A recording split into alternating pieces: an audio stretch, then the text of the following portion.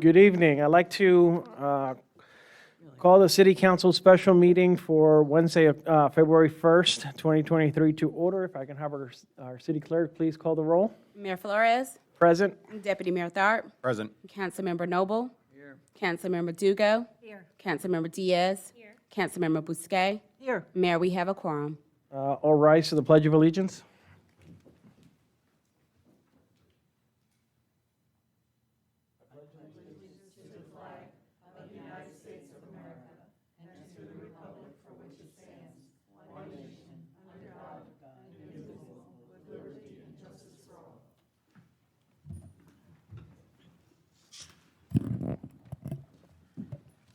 All right.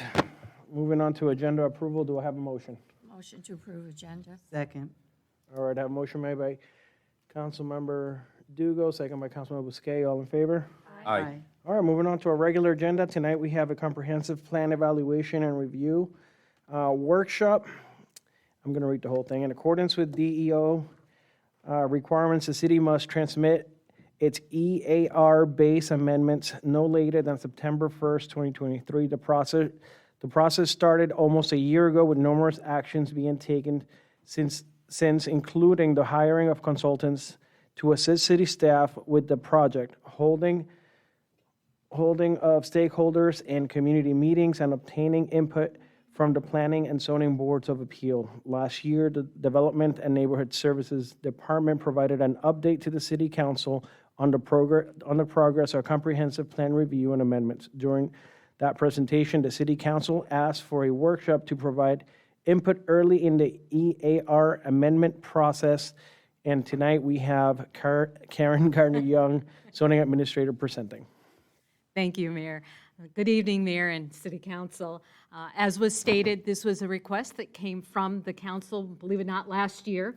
And it is really, this is the intent of the workshop, but I want to try to start us on a path, and I'm going to be asking for a lot of input from you tonight.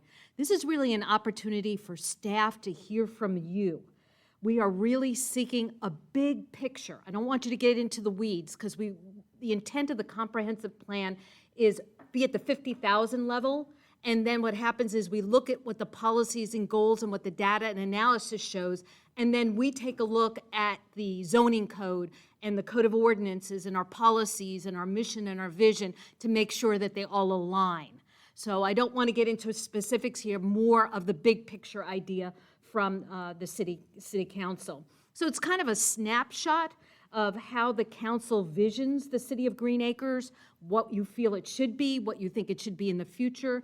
The horizon for this document is from now to 2035. So it's about, we consider it a 10-year time frame. So we're kind of looking at the topics or the concerns that the council would like us to address in this document. Again, intent of the workshop is seek your input for, I know we all love in our field, the initials EAR is evaluation, appraisal, report, or review. That is a requirement per my previous presentations. We have to do every 7 years. The state requires us to take a look, see if things have changed, whether we need to modify anything. So that's kind of, it's looking at the comprehensive plan and coming back with any changes we think is necessary. So as of the present date, these are the actions that we have taken. So we held 2 community meetings, one in the evening and one on a weekend. There were about 10 residents who showed for each one of the community meetings. I did provide a copy of the ideas and concerns that came out from those meetings. They will be intertwined in the discussion tonight for you so that you know kind of what the residents were thinking at the time. Again, it was also one of those not for staff to talk, but to hear back from the residents on where they feel we should be directing our attention for the city itself. All the goals and objectives were taken to the Planning Zoning Board of Adjustments, and we provided that to you as well. Any changes that came from those meetings were included in the documents that you have. We held 2 stakeholder meetings, one that dealt with Parks and Recreation and one that dealt with transportation. And when I talk about stakeholders, I don't mean just internal, I mean external. So for the transportation, for example, we had the Florida Department of Transportation, we had Palm Beach County. So we had any entities that kind of had or touched in regards to that particular subject matter. We had virtual meetings for them to provide us information, which meetings were taped and are actually on the community, the comprehensive plan update, amendment update page that we have. We are also continue to do an online survey. It's less than 10 questions. As of yesterday, we had about 60 residents who submitted a survey. Kind of interesting on a couple of the topics that I want to kind of discuss and kind of let you know. The major asset of the city, believe it or not, without a doubt, was the geographic location. Over 65% of the residents who responded to the survey felt that our geographic location was one of the assets that we have as a city. I think, again, because we're kind of, you can get to I-95 or you can get to the Turnpike, we're kind of in the center of Palm Beach County. I think that was kind of the idea that came through on that. The important issues that, again, came through on this was public safety. Came in with most of the ideas, police, safety concerns, transportation. These are like the big top three that came in, and also in this area was traffic, public safety, and creating walkable, bikeable communities came up a lot. How we define that, maybe you can help us with that tonight. Complete streets is certainly one way you can deal with it, but that was also another one that came in. Quality of life, again, the main issues, police, crime prevention was number one way. 50% of the residents felt that was really important. Next came traffic management was 31%, so it kind of gives you the idea of how important safety was to everybody. And then, just kind of, residents kind of felt we were good. About 53% of the residents felt the quality of life was good here, and average was about 33%. So, we've got some improvement that we can do there, but overall, people seem to be happy within the city. We also went out for expertise support. The documents that were appropriate for different departments I sent out. So, for example, the conservation element was reviewed by Public Works. The healthy communities was reviewed by fire, police, parks. So, where it really made sense, where they touched the different areas, we asked them to provide us comments. We also took input from outside agencies. As we said, we had Palm Beach County involved, PalmTran, South Florida Water Management District, where that was appropriate. And then where we are right now is consultants are working on, now DIA is data and analysis, okay? So the comprehensive plan deals with two parts. You have goals, policies, and objectives, and those generally come out of what the data and analysis tells you, which makes sense, right? If the data analysis says you have a traffic problem, then you should be putting something in your goals, objectives, and policies that reflect what you're going to do in regards to address that particular issue. So that's kind of where we are right now. Now, timeline, I know I've provided this to you before. Again, to kind of give you the ideas, we did start this in March. We have now held most of the public participation from March to October. We are now in the process of drafting and creation of the elements. Some are being done in-house, some are being done by consultants, and then we eventually plan on coming back in order to have the formal public hearings. So, again, we're on target at this point. As I stated, we have to have the comprehensive plan, or the EAR, has to be adopted by September 1st. Now, what's the penalty if you don't adopt it by September 1st? What happens is you cannot do any land use amendments. So if we want to change a land use, or somebody wants to come in and obtain a City of Green Acres land use, we would not be permitted to send that to the state. They would say, sorry, your EAR is not adopted. That's really what the penalty is, but it's not like there's a fine, there's not like that, so as soon as you get it done, then you address whatever the deficiency is. So I want you to recognize that tonight is not the only opportunity for you to be able to provide input in regards to this process. Now, as I stated before, we have required comprehensive plan elements. Those are the ones that are in the boxes, but we also have optional, which we have picked overall as a city. We already have an annexation, and we are proposing through this process an economic development and healthy communities document. The optionals are ones that the cities or the municipalities, county, whatever entity feels is important or rises to a level that it needs to be addressed within our comprehensive plan. So we grouped the elements we had basically into 4 major areas: conservation, sustainability, and resiliency, community growth, governance and implementation, and public facilities and community resources. We felt this was a great way to kind of show how the elements interact with each other. For us, one consultant was assigned to each major area. The city is actually handling the governance and implementation area. As I said, each element is comprised of data and analysis, goals, objectives, and policies, and the state now requires a program monitoring and evaluation for each one of the elements. They really don't want you to adopt something and just have it sit on the shelf. They want to make sure that you have something to show how you're accomplishing what you claim in your goals, objectives, and policies. Now, again, these are all working documents. This is a snapshot in time. We have any time we can obviously amend that. We don't have to wait for 7 years. We can do it any time we really feel we should. So tonight's presentation, again, is to request the City Council to input on concepts or issues that arose from the research that city staff or the consultants performed or city staff heard from the community meetings held in October. We will not address all elements, since some are not changing at all. For example, the property rights element we're not changing, or others we are proposing some minor changes like the intergovernmental coordination, or there may be just updates that we need to do in the comprehensive plan, like our capital improvement element. We update, that goes through the budget process, so that's how we generally handle those updates. We will not address specifically all topics that have been, that arose since the start of the project. Many themes I like to think are like a thread. They go through all of the elements. So such things as diversity and sustainability and population displacement, many of these topics deal with those issues. So we didn't make it one topic, so you'll see it go through all of the goals and objectives that we have in these different areas. And you will see that all demographics will be represented in the comprehensive plan updates, and administration will look at our codes, mission, values, and policies to ensure these wide sweeping concerns are addressed.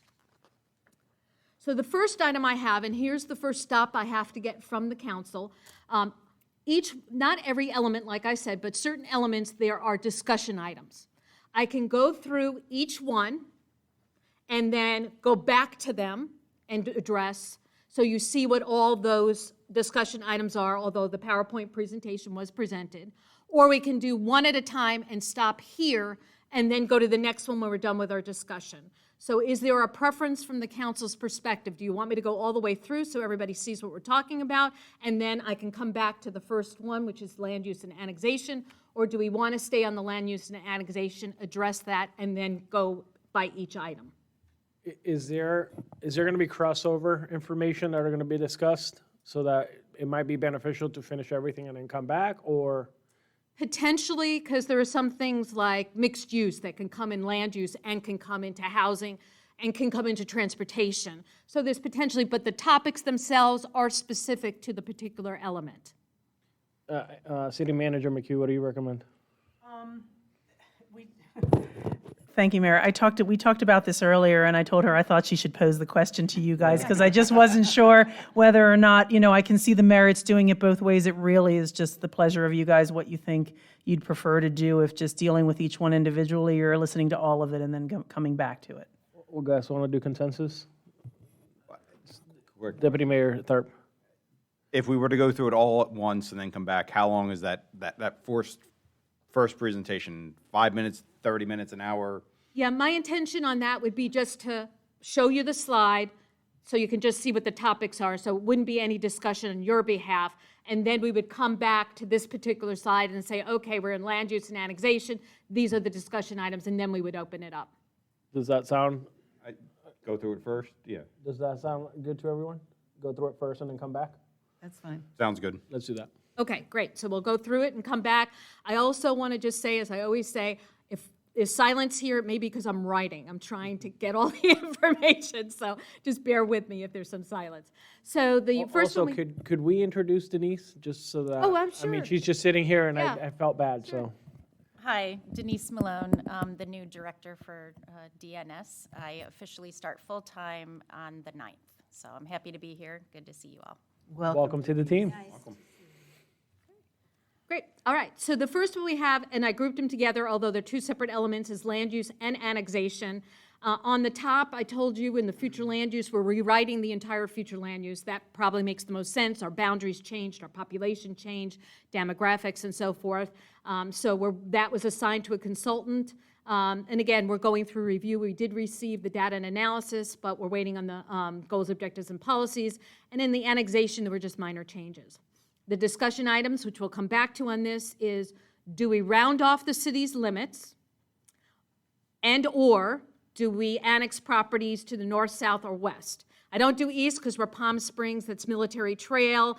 I don't know if we really want to get into that whole argument. I think we kind of decide. It doesn't mean we can't. You can give me that discussion. I'm more than happy. But those are the discussion items. Again, these came up during the community meetings from the consultants or from staff. Okay? The next one is conservation. What we've added are these particular topics regarding, and I think these topics have been discussed today, particularly in the news. I mean, a lot of these, is not a surprise, I'm sure, to a lot of you. This is potential to the city, how it affects and how we would operate in the future.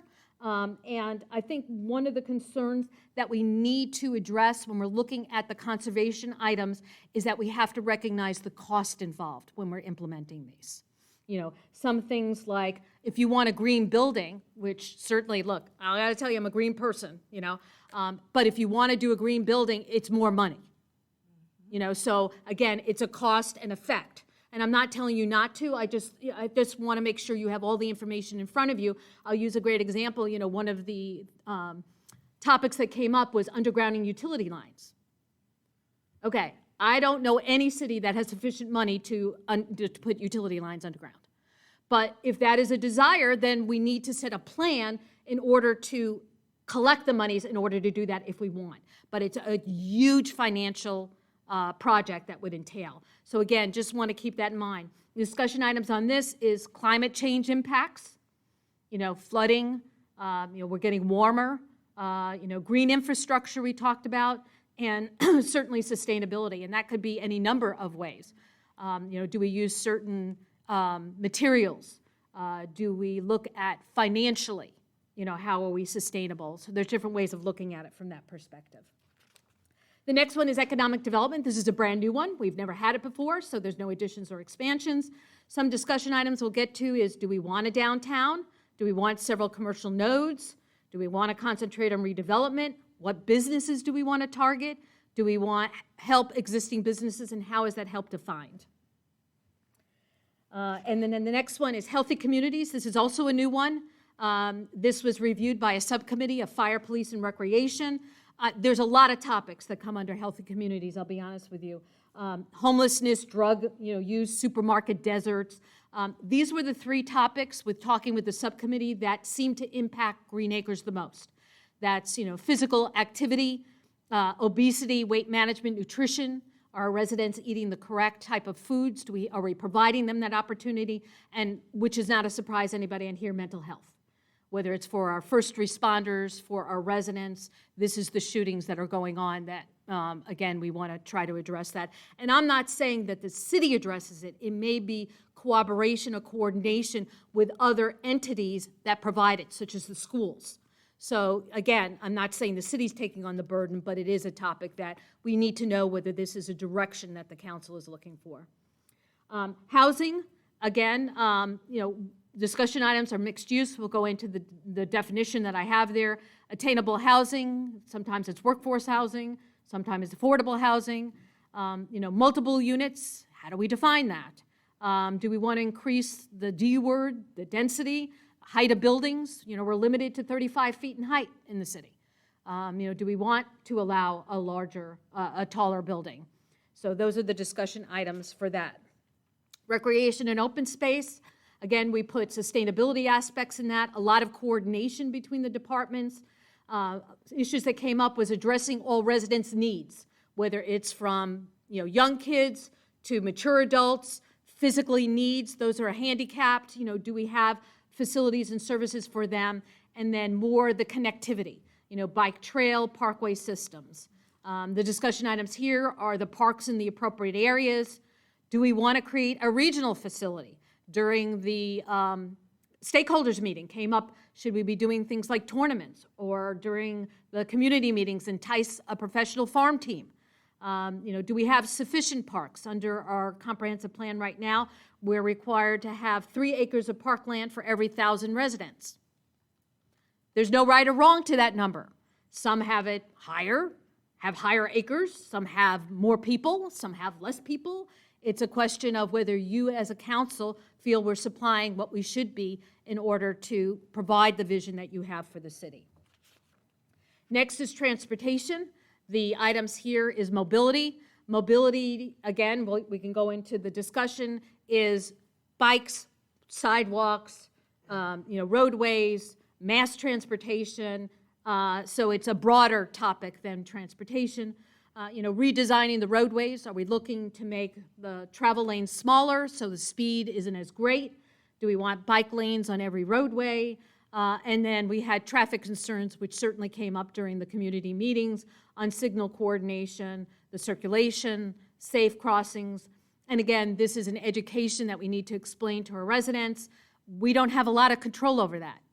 Traffic lights are controlled by the county. Many of the streets in the city are not owned by the city. So, we have limited input. It doesn't mean that we don't have anything, but we would have to coordinate and try to work with the entities that have the responsibility for that particular area. So those are the topic, and now I'm going to go back to land use and annexation. So the topics here that were brought up was, do we want to round off the city's limits? In other words, there are holes within the city. This is not that we have to. Again, we're asking for decision whether that is something that is desirable. Sometimes some of these properties you may not want because it may be too expensive to take them on. On the other hand, some may have great potential that you may want to consider. Do we have a map that we can put up or no? It's funny, I was going to bring one in. Should I go? You want to go get one from the conference room? Or you I mean, can if take it's too one. much work, no, I think we all sort of know the boundaries, but I just thought, Or you can get one. Okay. So, it's just, this again is a philosophical policy issue. One, do you like annexation? Do you want us to continue to annex? Assuming you do, then the question is, what is the direction you want us to go in? And it's not exclusive. Do you want us to spend our energies, like I said, to try to get properties that are surrounded more or less by us? Or do you want us to go to properties that are presently in unincorporated Palm Beach County? Again, no right or wrong, so I'm going to open it up to the council. excellent. I guess I'll start with my humble opinion.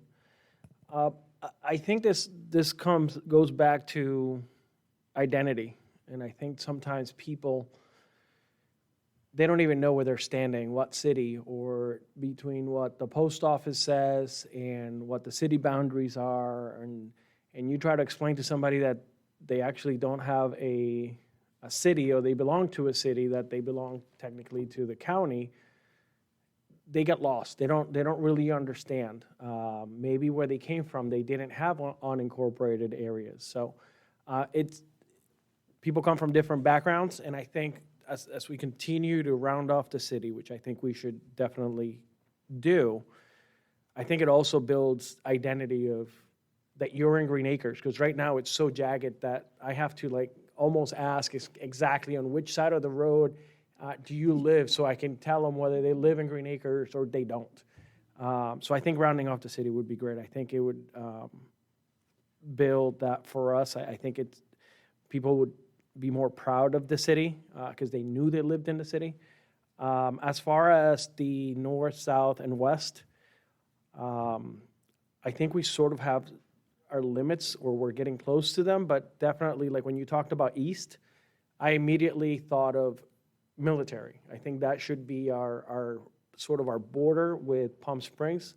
And I think if we work together, we could really do something there to to make military more attractive. I think it has sort of gone, the county doesn't really pay much attention to that, in my opinion.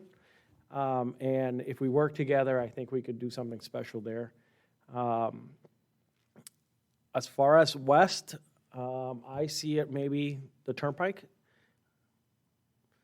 And north would be what? Where are we north, right? Summit? Summit, correct. So Summit, Southern, somewhere around, what's our future annexation? The future annexation area, I think, had us going north. I think it might be right before southern there, and then going west, it was at the Turnpike. That was where the future Turnpike and annexation. Southern, so. Yeah, and just to add, the reason that we've had lots of discussion regarding east is, realistically, Palm Springs has the utility in that area. And we've had lots of conversations with Palm Springs, and while there were areas of military trail that were part of the city's future annexation area, it didn't make sense for us to really try and pursue certain areas because we didn't have the utility. There was nothing for us to really offer to be able to go in those areas. And for us, from my perspective, in the end, if Palm Springs is able to get those areas and they're able to improve those areas, it is just providing a better gateway coming into Green Acres. So that was just the thought process there. So it was something that it just really didn't make sense for us to really try and do anything with going east. So are we saying for Palm Springs to come west of military? No. It's more the north. They have the utility on kind of the northeast, west sides, I think, of Military Trail. Yeah, so it wasn't something, and we've had conversations going back probably 5-6 years that it just didn't make sense for us to do that. And really, it was a matter of supporting Palm Springs in their efforts because, again, it would provide a gateway for us if they're able to, make improvements and bring those in and improve that corridor. Yeah. And then as far as south, I think we're at the corner of Lantana now. Yes. Lantana. So I think that's in future annexation. Is that the? I believe, I don't recall from that point, but I think it is in the area of Lantana Road. It may be a little further, but I think it's in the area of Lantana Road. Correct. That's my input. Looking at hands. Anybody And Mayor, if I can just offer one more thing, I think from a service delivery perspective, I think when you look at our map and you look at just, specifically that big hole right there in the middle, I think talking about service delivery and where we are, yeah, correct, that area there. It just, I think that for us, it's not that we're trying to take away from the county and we're trying to bring in all this unincorporated land. Like you said, we just want to be able to have an identity and be able to see this is the boundary for Green Acres. This is where we are. This is who we are. We're not, from a staff perspective, if someone wants to annex into the city and they meet all the criteria, I don't know that we're going to object to that. I think that there's a lot of things that come along with annexation to the city and there's positives with that, but that's the goal, to try and clean up a lot of those lines and just have some type of semblance of a boundary that people can understand where they are and what our footprint is. Excellent. I see Deputy Mayor Tharp. All right, thank you. So I agree with the boundaries. I think west to the Turnpike is aggressive. There's a lot of land. It's a lot of services that we would need to provide. So while I'm not against it, I think it's aggressive. The big pocket in the center, almost in the lower right-hand corner, is definitely a concern because county fire rescue to get in there has to literally pass through Green Acres to service that area. It doesn't really make sense from that standpoint. As far as the boundaries go, north and south, I would agree with. So that's all I have. So we're not saying that we're going to annex to that area in this time period, right? Because I guess what is it realistic what we're trying to do? Because I agree with what Deputy Mayor Tharp said. I don't expect us to annex to the Turnpike in the next 10 years. But it's part of our future annexation, so I want to keep it that way. So what's realistically our objective here? So again, the objective is the big picture. So I think it kind of tells where you want to go. It doesn't require you to annex. And one of the things that We have in the goals, objectives is to do an annexation study, which we're going to consider, because when you have to annex, you have to do a study of the property. You got to make sure that it meets and we have the concurrency and so forth.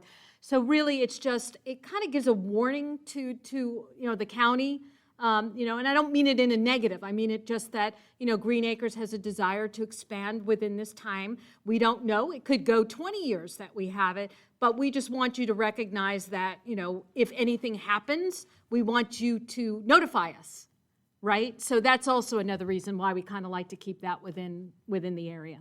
Excellent. Councilmember Bousquet. That big hole in the center, I believe, is mostly Lake Worth trailer community.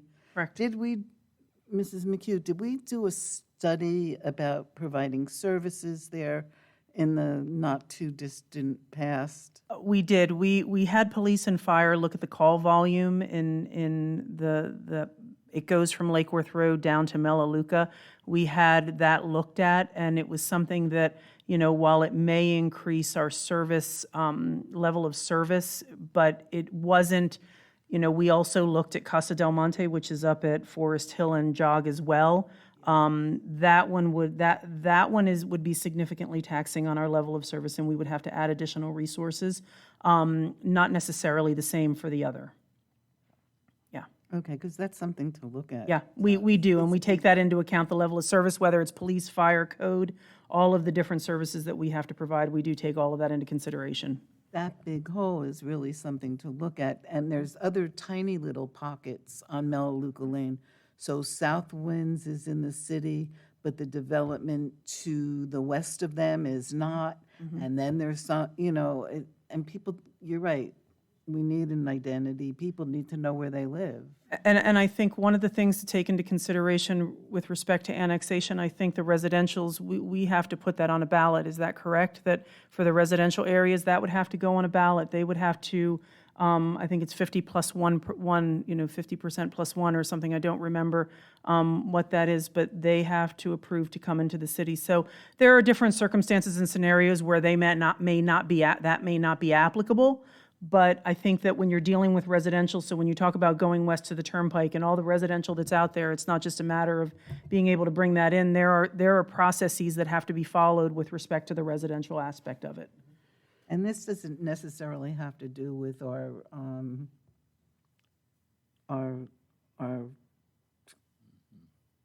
land use and annexation, but when you try to buy something and you give your zip code and you say you live in Green Acres, you have to stand on your head till you finally give up, okay, it's Lake Worth, okay, it's West Palm.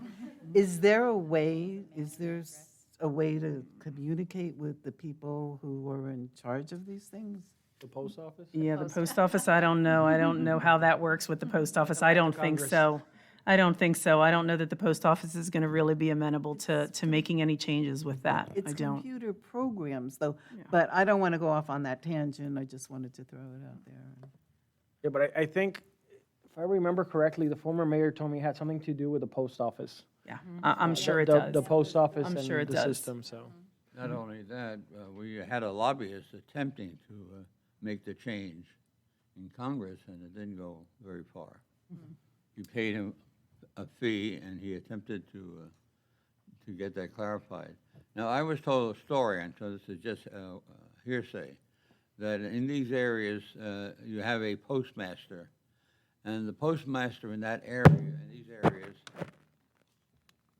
I don't know whether this could be true, but I was told he gets a fee or a commission based upon how many pieces of mail that go through his area. And therefore, the postmaster doesn't want to cut off Green Acres and lose, part of his fee. Now, again, this is pure hearsay. Whether we could verify this would be nice to know. I want to bring out another point. Changes do take place. We talked about Casa del Monte, which is on Forest Hill and Jog. There was a time, not too many years ago, not too many years ago, that there was a concern, or there was an issue brewing, which was that Walmart was thinking about buying that whole trailer park and putting up one of those monster shopping centers. I think the shopping center that they eventually put on 10th Avenue, east of Congress, was what they were thinking about. But there was a time that they were thinking about that. Again, hearsay from my part. So we have to be flexible, and right now we would say that's not an attractive area, but one day it could be. Yeah, if they clear it. All right, I think we're good from the council on this topic. Want to move on to the next? Okay, so I'm just going to summarize. So we have west to the Turnpike, north to Southern, south to Lantana, and east to Military, and to close in our borders. Yeah, once again, and correct me if I'm wrong, the rest of the council, I think the way that we have been growing, it is pretty nice. I mean, we're not super aggressive. We're taking it more as to fit, as we fit a need. Am I correct about that? I think we don't want to be too aggressive, but we want Well, to if you compare us to. organically, I guess. you I think that's the compare right us word. to, Palm Yeah. Springs, who is very aggressive, we're not like they are. Different council have different vision and mission, so, I'd like to make a comment. go ahead. A road that we should take into consideration, well, first of all, let me say this. One of the advantages of our city is that we're just west of Wellington. Wellington and I-95 and State Road 7 has lots of valuable locations that we could use, the doctors, the hospitals, the stores, and whatnot. So that's an asset for our city. So I don't know how close you want to get to that. And we're neglecting a road that we would use to tap into that area. There's a road called Pinehurst Drive. It's one lane, no shoulders, very dangerous, and people use that and I've brought this up many times, they use that as a shortcut to go from Forest Hill over to Lake Worth Road, so they don't have to go into jog. So on rush hour, you'll find people using it going east and west, loads of cars, very dangerous, and that road is not adequate for that traffic. People are ignoring what's happening there. And since we have brought up Palm Springs, I do want to acknowledge Councilmember Joni Brinkman here from Palm Springs. Thank you for being here. All right, I think we're ready to move on to the next, there we go. So the next topic is conservation. Some of the discussion items that came to discussion were climate change impacts, green infrastructure, and sustainability. And, like I said, always like to encourage it, but just need to understand that these things, under present circumstances, do require a considerable amount of expenditures up front. Now, again, that doesn't mean you can't obtain grants. It doesn't mean that you can, not be in a partnership on something. But, again, want to get a feel, is this something that the council would like us to investigate? Is it something, you can do? I mean, we probably could evaluate it and bring some ideas back if that's a desire. But, we don't want to go in a direction that is not a desire for you for us to go in. So I'll leave it open to the council again. Yeah, so, something, sure, let me add my point and then I'll go to your question. I do want to bring septic to sewer as a priority. I think that has been something that we have been trying to move across, 5 years now? 5, 6 years? So obviously that, I would like that to be a priority and something that we can continue to work on. And then, and I don't know if this is here or maybe in the next one, but charging stations. I'm pro charging stations. I'm also against not collecting a fee. And I know that that's something that more and more electric vehicles are on the road. They put the same wear and tear on the road as a gas vehicle. And I know that's more at the state level, but I also want us to know what's happening, because I think those people should also pay their fair share if they're driving on our roads. Councilmember Noble. I was gonna, ask, how would you break down climate change impacts? I mean, you're talking about rain, flooding, is that, things of that type? Correct. And that doesn't include septic to sewer changes in this category at all? I think that's more sustainability. But, it all, I mean, again, these topics all kind of interact with each other. Generally, climate change is more your flooding, the increase in the temperature, do you need for example, do your playground equipment, does it need to be shaded? And I'm not saying we do that, but just as an example, those were the kind of things that would come from a climate possible change. Do you want to encourage solar on people's houses? These are the kind of things that, when you talk about green infrastructure, How do get you into this- encourage that? Because I know there are programs out there currently, but from a city standpoint, how do we encourage that? That's my question.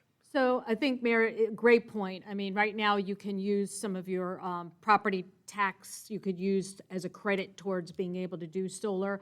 I think education is the number one for us. You have to be able, everybody likes to say, hey, if I do solar, I'm going to save this much, right?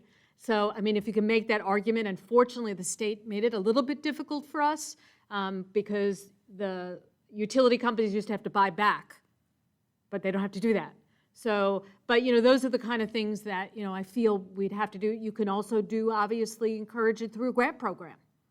You can, we can talk with FPL and see, what FPL may have in order to encourage. So there's numbers of ways that you can try to accomplish that. The other thing to follow with you, Mayor, and just to get a feel from everybody is, do we want to encourage electronic charging stations in our private developments, like your shopping centers? Because most of those are not equipped to have the generator that becomes really huge now that you have to install in order to cover, and you may have to lose parking spaces to cover the charging. But, is that, we presently are silent regarding that. So, those are the things that, do you want us to look into? Should we be encouraging those? Generally you want it places where people are going to stay for a while, right? All right, So- Councilmember Diaz, Deputy Mayor Tharp, and back to Councilmember Noble. Thank you, Mayor. I feel that the name of our city very much lends itself to becoming a greener city. I know the mayor mentioned talking about identity. I'm going to expand on identity and looking into brand. As we look at all of these new economic development that we're looking at doing, at all of these different sort of facets, yes, there is a lot of money out there for grants. There's a lot of money that exists. It's a little bit of work. It might be something that we look at as a public-private partnership even. But personally, I feel this is, to become a greener city would do us a huge service from the perspective of branding and identity. Thank you. Agreed. We Deputy talked- Mayor- Oh, I'm sorry. Go ahead. Deputy Mayor Tharp, and then Councilmember Noble, and then Councilmember Busquet. So 100% in agreement with the septic to sewer. I mean, we've made progress, but, every little bit helps. The climate change, one of the things that I've seen locally in the news, with new developments being built at a higher level than existing developments, and then the runoff running into that people's property. So absolutely something that needs to be, addressed as well, and I'm sure we have something.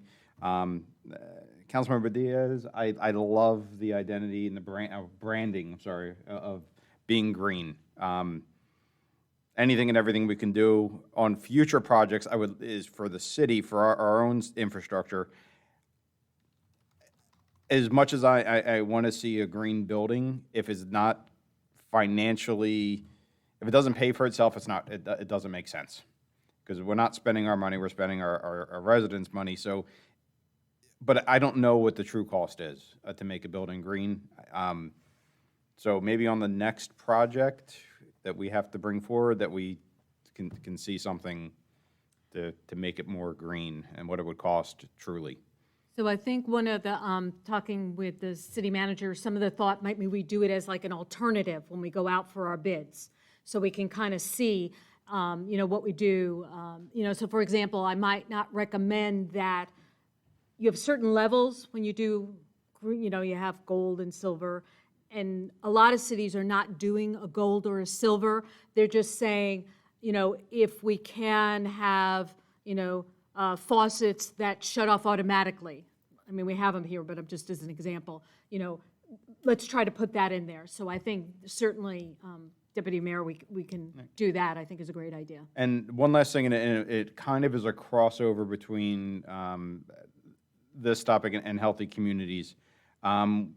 We've talked about a community garden. It never really progressed.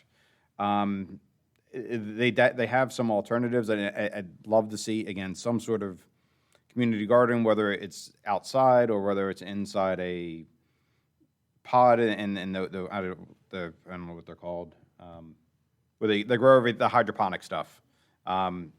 Just because if we can then, become more green, but then also have something that supports another initiative, I think would be fantastic.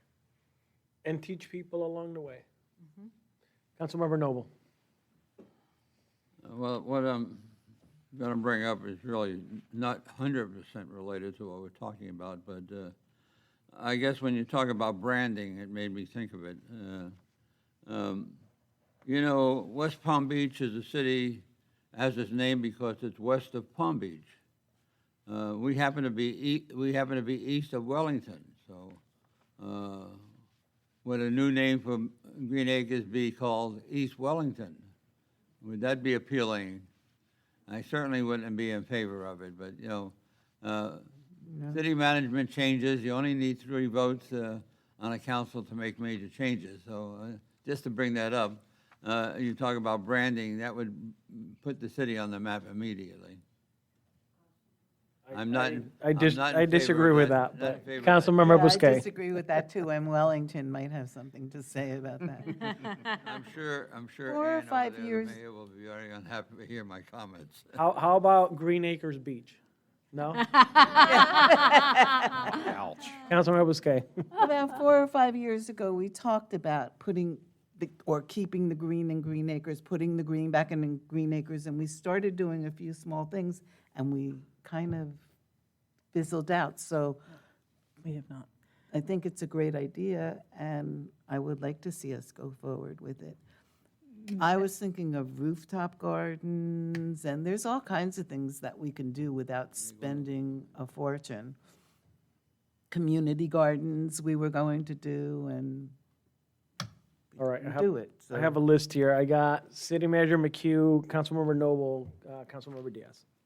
Thank you, Mayor. No, as far as the energy efficiency and the Green Acres and what that means to us, it's something that we're consistently looking at. We just received a significant grant that we're going to move forward with electric vehicles.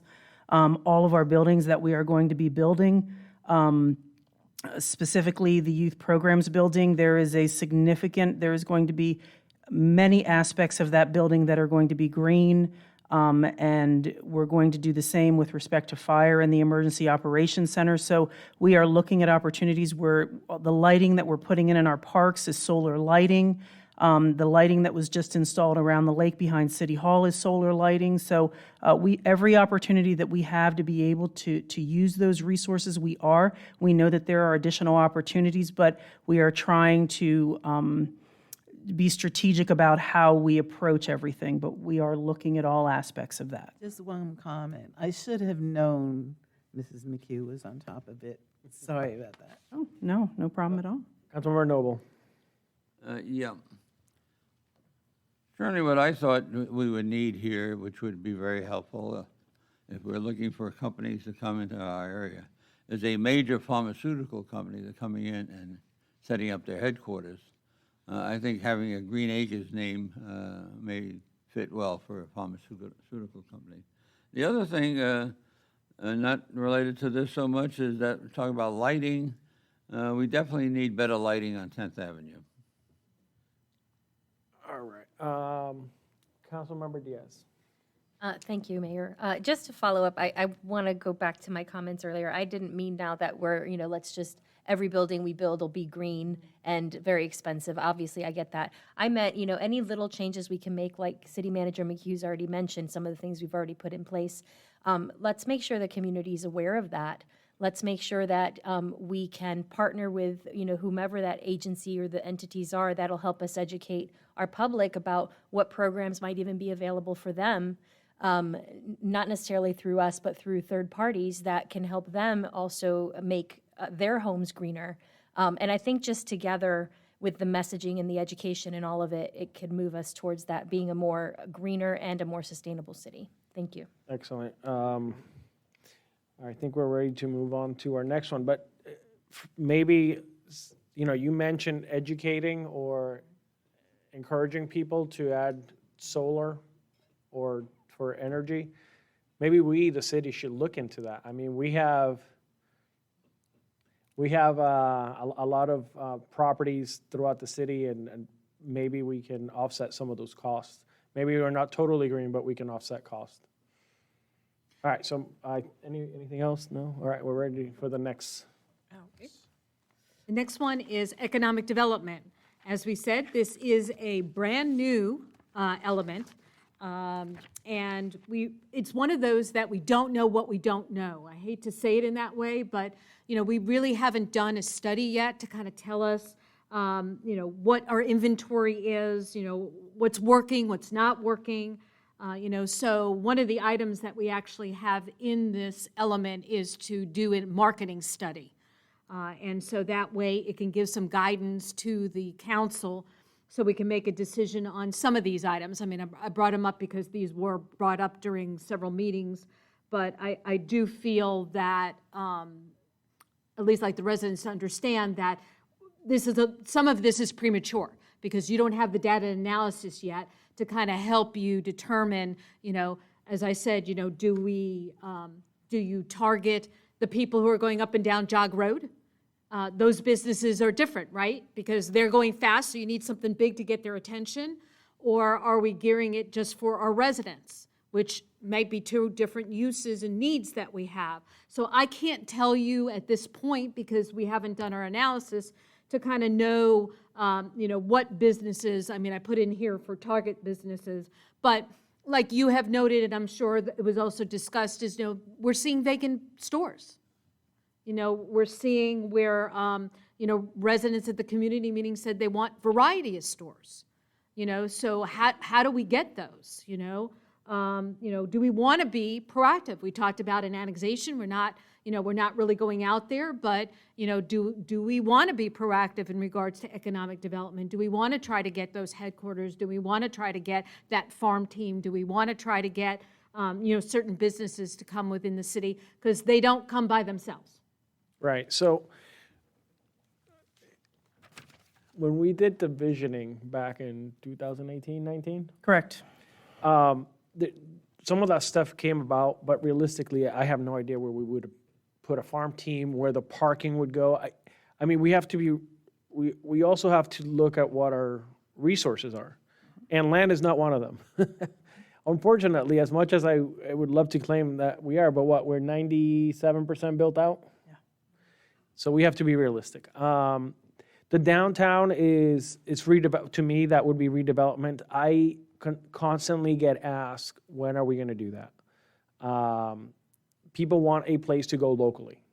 And they want to be able to walk down the sidewalk and get to a restaurant, get a coffee, get an ice cream, and not have to drive out to Wellington or drive out to West Palm or to another destination, because that's technically tourism. It could be local tourism, right? But those are dollars I think we're leaving on the table, and I know that can't be done overnight. I think we have to create a vision, and I think the city might even have to invest in this, because if we just leave it and we sown something and it doesn't come to fruition, then we're just hoping and praying. At some point, we have to put a little skin in the game and make an investment, maybe acquire some property. And maybe this is long after I'm gone, but I know the residents would like a place that they can drive down to, spend time with their family, and have a little bit of a social life. So Lake Worth has a little downtown, Lake Park, Palm Beach Gardens, Boca, Delray, West Palm. Wellington sort of has a little bit of that. I think people in this area are looking for something like that. It doesn't have to be massive. It just needs to be a block that has maybe 6 restaurants, coffee shop, ice cream, something that's local that people will gravitate to. And if it has residential above that, that would be even amazing, because now that it's multi-use. Now we have residents that are gonna invest in those type of businesses, because that's the whole point, right? To have businesses that can get people employed, provide a service to the community. So that, I think that's what I would like to see for the downtown. I constantly get asked, are we going to do the downtown redevelopment? I think there's a lot of blighted areas and I also think that's an opportunity for the city. I think if we created a robust redevelopment program, we could attract major investment into the city. So this is sort of what I've been envisioning since I was elected. I think we could, this is where we could sort of, but we need to invest. We need to, and I think we posted a position, correct? Yes, we City are. Manager McKee. Yes, we are. And I think that, there are some challenges. I think that, we're surrounded by roads that the speed limit is 45 miles per hour on those roads that surround the city of Green Acres. And I think that we have roads within the city and we have areas within the city that I think that it's realistic to say that we can create some walkable commercial nodes. I think that that is what we're looking at with our septic to sewer along Swain Boulevard. We are in the home stretch of finalizing the lift station agreement on that. Once we have that, I think that our engineering and design is 99% complete, so we will be able to work towards that. Adding roundabouts in that area, there is the ability to add, whether it's, coffee shops or, smaller businesses that we can add along just based on the zoning. I think there's the ability to do that along Swain Boulevard. So there are things that came out of the market analysis that was done in 2019 at the city, and it is something that the city can refer to. There's probably some updates that might need to occur as part of it, but I think it does provide us a good starting point for the things that we're looking at and where we want to go. Additionally, I think that really from a redevelopment perspective, we're going to really need to provide some incentives for that, whether it's tax increment financing, whatever some of those incentives are. The city is going to need to provide incentives for people to want to redevelop here. And we do have a lot of older plazas that could be redeveloped into retail, housing, apartments, some, there's a lot of things that we can do, but the incentives have to be there for us to do that. So, we don't have a CRA, so that's not something that we have the ability to have those dollars to invest back in those areas. So I think it's something that we're absolutely looking at, and it's something that, should be part of that overall picture of what we're looking at when we talk about economic development. I have. Councilmember Dugo and then Deputy Mayor Tharp. I just have a comment on existing businesses, and that I hope that we can keep them motivated. For example, I know that we had a new restaurant open up at Trafalgar, El Centario Restaurant, spent a lot of money in there, and of course, we've already been on this gentleman's case because I guess he has a little too much covered in his windows, and I'm just hoping that we can come up with a plan to welcome new businesses, hit them up before maybe they do something not up to code, and influence their success in our city. I've heard a few businesses that have had some issues with the window coverings. But it's how do you know that they're gonna do what they're gonna do? It's hard to, so we can only do it after the fact and tell them that, what is it, 25% window? Correct. Yeah, 25%, yep. so, Well, I'm not going to defend this case, but as long as you can look in, I don't know, maybe we need to look at 25% or what's covered. I just want us to keep our businesses here that finally came here, as well as entice others. Deputy Mayor Tharp. So, years and years ago, we tried to do something, I don't want to say we, the council tried to do something where we wanted to redevelop Lake Worth Road. And we didn't we put the zoning in place, and then,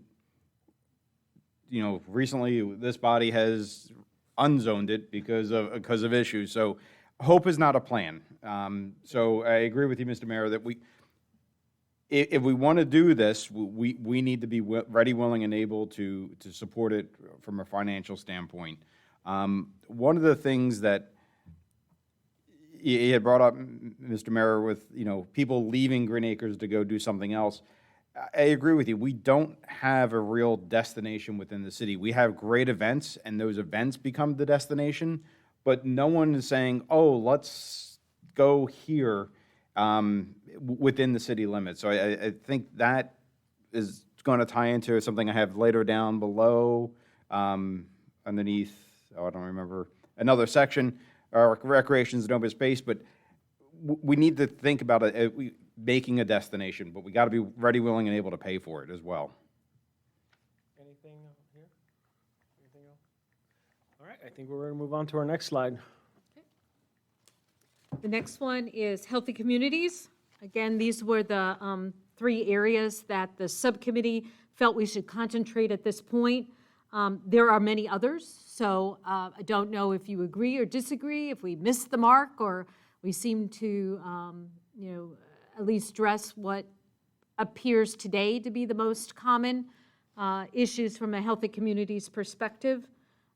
So again, open it up to the council. So we have the 3, the physical activity, that's interconnectivity, that's so it's creating a path that goes from from the west to the east, or the east to west, north, south, southeast. It talks about design of streets. Are we adding in bike lanes? Are we adding in wider sidewalks? Are we doing, 4 foot is what the city started off with? Do we want to go to 8 feet, which is a multi-use? Do we want, equipment within our parks? From that perspective, obesity again. Is there a desire to do a community health assessment plan? The county has done one. Some of the cities have, so we can figure out kind of from where we stand in comparison. And then, mental health. Again, most of that is, we're not the experts in that area. So, it's working with the experts in order to implement some programs to address what may be occurring. For example, helping the schools, because they have, a great program regarding mental health. And whether that's connecting resources, it's not necessarily, like I said, having a staff member who's doing it, but just coordinating with them, helping to advertise their programs, those kind of things. So is this where we talk about transportation, or is there another? Nope, there's another one on There's transportation. another. I'm a huge fan of complete streets. I also am a huge fan of buffered bike lanes. So a vehicle can't cross into the bike lane. We do have a large, and when I say large, it's all relative, right? But we do have a large population of people that ride bikes to work. I see them constantly on Lake Worth Road. And I have no idea how they do it.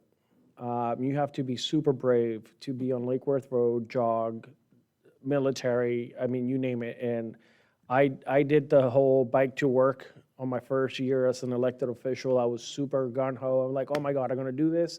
And I did it, and I was petrified. And I swore I would never get on the road again, on jog, on Melaleuca, with a vehicle going by me, going 50 miles an hour. But I do know that people rely on their bikes to be able to get to work. with the roads that I mentioned, none of those are ours. So how do we work with the state? How do we work with the county to implement these? And is that something that we can absorb the cost? I have no idea. I know that right now we maintain a lot of the medians for the county. And I think the state too, right? On Lake Worth? Lake Worth Road, Yeah, yeah, so- Forest Hill. So we're taking some burden off of them. But to me, that complete streets would mean a lot. And I don't know if there's any way that we can ask the county to give us some of those roads, and I don't know if that's cost prohibitive. But if we want to implement some of these things, once again, I mean, I know you want to jump in. No. I wanted to add that the city was notified yesterday by the state that we did receive a $150,000 grant to develop a comprehensive strategy so that we can, we applied for it last year, so it was something that we were hopeful that we would get it. It had to do with trying to apply for complete street dollars. So this gives us the ability, once we have the way that things work at the state is that you have to have a plan in place before you can apply for implementation dollars. So this $150,000, we are going to use this to develop the plan so that we can move forward with implementation dollars, so that we can look at additional complete streets, we can look at the bike lanes, we can look at other opportunities, and we'll be able to go after those state dollars to do that directly. There is also, of course, the opportunity to go through the TPA. We're just looking at all the avenues that we can to be able to try and get those funds as soon as we can, rather than understanding that as we look at projects long-term, we may be able to then put them on the radar of the TPA and apply so that we can work with that 3 to 5 year window.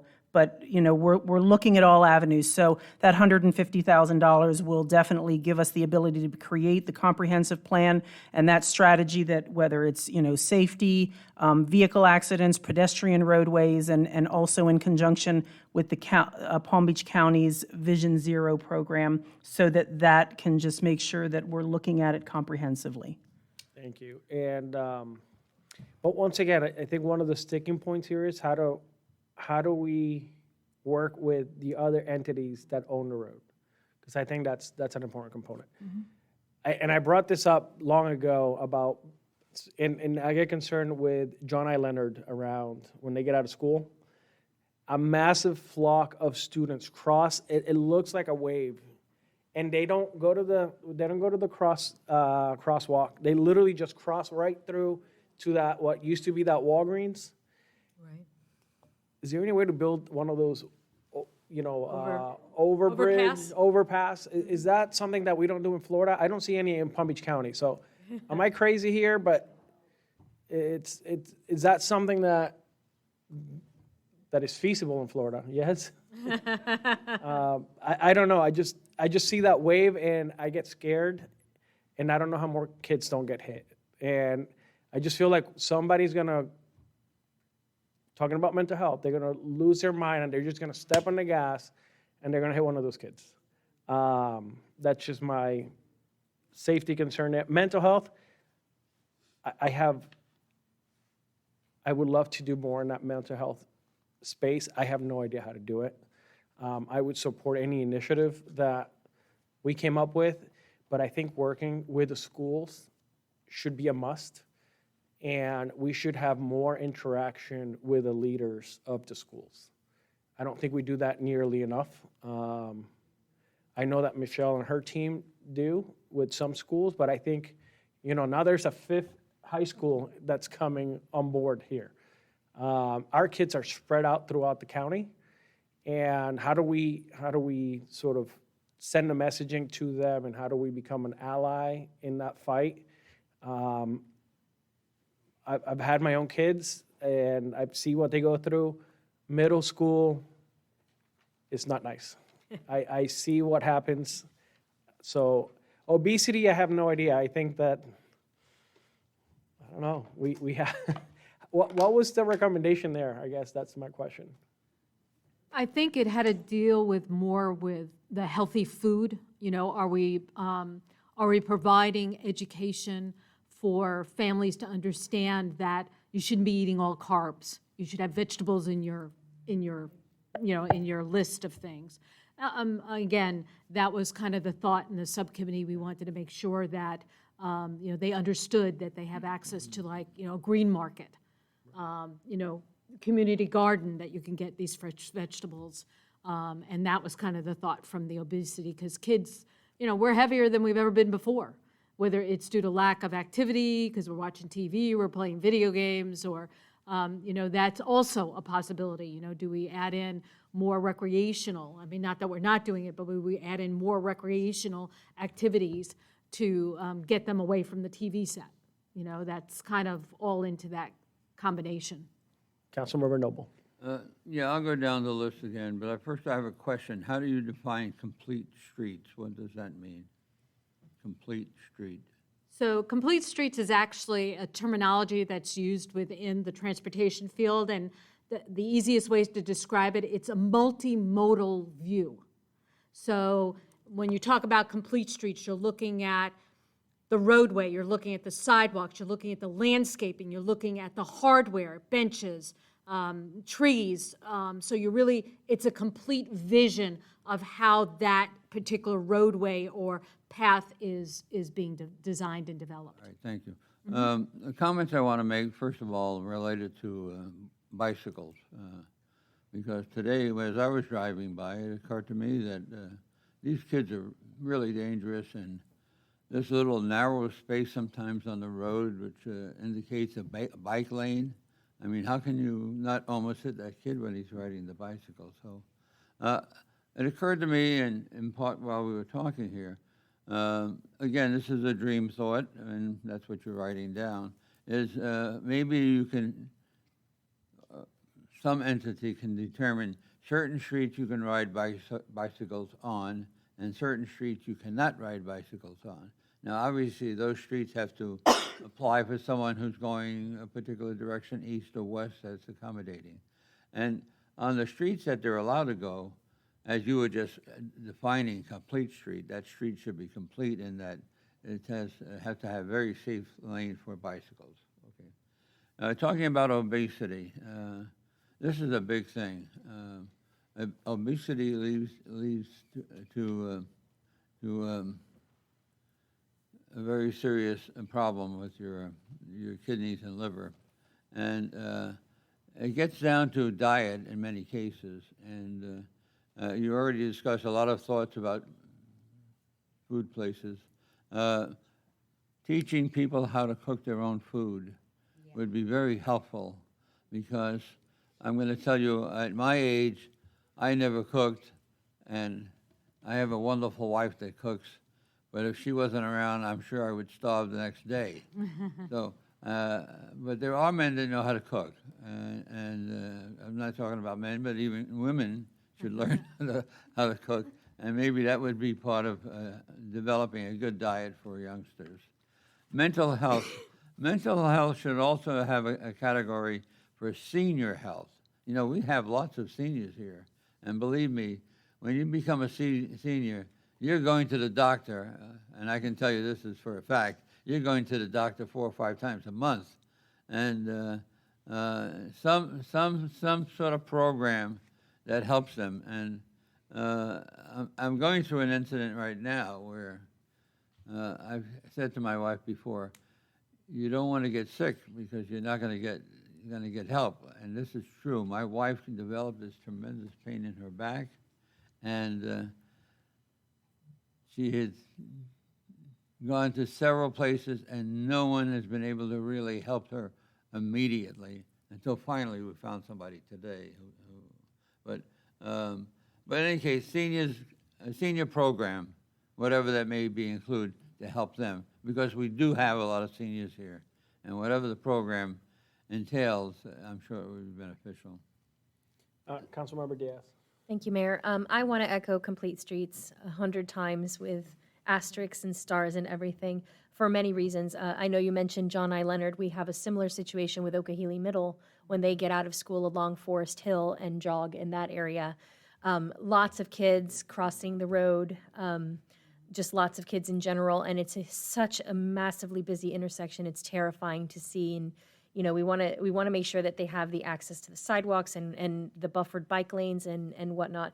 Also echoing that with now 5 high schools serving our 6-mile community, we're going to actually have kids that are going to be, if they miss the bus that morning, that bicycle might be their only way to get to school, and it might be a 6-mile bike ride. So anything that we can do to mitigate that and bring those complete streets forward. And I'm actually going to agree with Councilmember Noble with regards to mental health in our elderly. We have a lot of people in our community that are elderly that live alone. And we have to look at mental health complete as well, not just in our youth, but also with our elderly community, making sure that they know what services are out there, that there's access to the services, that there's nothing to impede their access to service. And I don't know what that looks like. I don't know what kind of partnership it is, but whatever, we can think through to make sure that that demographic of our city is also cared for with regards to mental health. In regards to complete streets, again, there's always a give and take, right? Because we only have a certain amount of right-of-way. So when we talk about complete streets, because if you're making your sidewalks look, wider to address more of the multi-use, that means your roadways are going to be smaller or less. Yeah, natural traffic. So again, I appreciate, I know where you're coming from. I want everybody to have that visual to understand that it's always, my mother always tells me, when you do something, there's, inertia, when you do it, it affects another. So if we start taking away from the travel lanes, now your traffic for cars could get worse. Again, maybe that's not a bad thing. I'm not saying that. But I think my role here is to make sure we understand if we take in one, we're taking away from another. So I just want to make sure you understand that we're helping on one hand, but someone else may not be happy because they may be at a light longer than they would the other way, so. So I do want to, I'll get back to you, Councilmember Noble, but I do want to add something to that. The right-of-ways that we have are our own, right? So how do we take traffic away from Jog, Lake Worth, and these main thoroughfares is by making ours friendlier for those people in bikes and walking. So if we make it attractive to cross from Lake Worth to 10th via Swaim, Swaim, right? And there's a bunch of those roads that cross. But if we make it attractive to bike from Lake Worth to 10th through Swaim or one of those other roads, now we're taking the risk away. We're making this, and I think that Swaim has plenty of right of way. 100-foot right-of-way. So we have, It's a 100-foot right-of-way. so that's what I mean. We need to get creative. And Councilmember Noble mentioned earlier, Okehili, Pinehurst. I love cutting through there. Why? Because I don't deal with the traffic, and it's only one lane. But I also see what he's saying. He's right about that. It goes from like 45 down to like 25, and then speeds up again. I don't know who did that, but they did it. And but there's plenty of right of way there too, especially once you get out to the water facility. There's plenty of space there. But if we can get people maybe on their bikes and walking into our roads, then we are sort of taking that risk away, because now that we created other areas that are attractive, and the people that are going to use that are our residents. It's not the people that live in West Palm and are going to Boynton to work and come back and forth. We're never going to get rid of that traffic, but if we can get our own into safer areas, using different areas to cut through to get to different places, I think we could hit a home run there. Councilmember Noble. I'm going to add to you what you said, and I had something else, but that was my comment about having certain streets for bikes and certain streets not for bikes. And so what you would do is you would develop, like you're saying, find those streets where you can build out and you do have right-of-way to expand, not taking away from the road, but giving all of the safety to the bicycle riders.